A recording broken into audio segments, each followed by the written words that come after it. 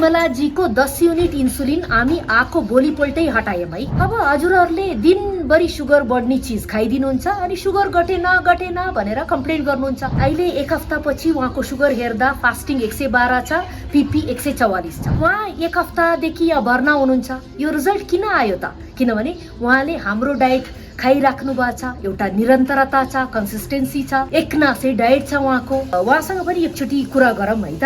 घरमा त अनि भात खान्थे, अब ढिँडो कोही बेला खान्थे, कोही बेला भात, धेर जसो भात। भात कति खानुहुन्थ्यो? यति जति? भात त यति नै। त्यही माछा मासु, चिनी चिया खाइन्थ्यो कोही बेला। दुध खानुहुन्थ्यो? दुध खाइन्थ्यो, दुध मही खाइन्थ्यो, अनि त्यति नै। दिनदिनै भात त त्यही बिहान र बेलुका भ्याइयो भने बनाउन भ्याए खाजा खाने, नभए एकैचोटि बेलुका भात। आलु पनि खाइन्थ्यो, सुटुनी त्यस्तो पिँडालुहरू खाने। हेर्नुहोस् त, अब उहाँको त दिनभरि सुगर बढ्ने चिज भए केही छैन। हुन त उहाँ गाउँमा बस्ने मान्छे हो, उहाँ खेतीपाती पनि गर्नुहुन्छ, काम गर्नुहुन्छ, तर पनि सुगर हेर्नुहोस् त, उहाँलाई सुगर लाग्ने नहुने हो नि, होइन र?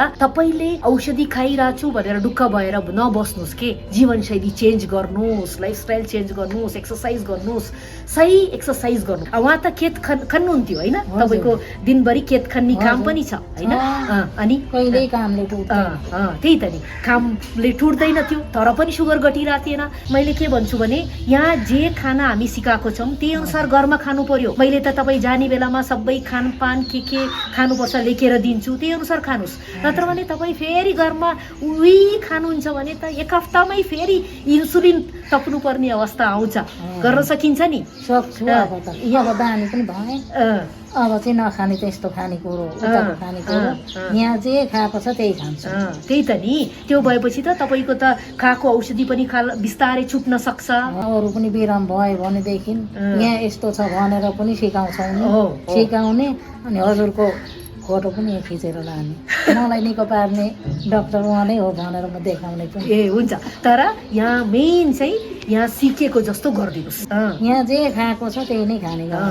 त्यो भएपछि तपाईँलाई पछि आँखा, किडनी, नसा सबै जोगिन्छ है। उहाँबाट केही सिक्नुहोस् होइन। उहाँ एक हप्तामा यस्तो रिजल्ट आयो होइन। अब तपाईँ सुगर रिभर्सलतिरै जाने हो भने त तपाईँलाई समय लाग्छ के होइन? एक हप्ता, 15 दिन, 1 महिना पुग्दैन। कुर्नुहोस् न, 1 वर्ष लाग्न सक्छ, तर रिजल्ट चाहिँ आउँछ। गरेर त हेर्नुहोस्। हजुर, नमस्कार।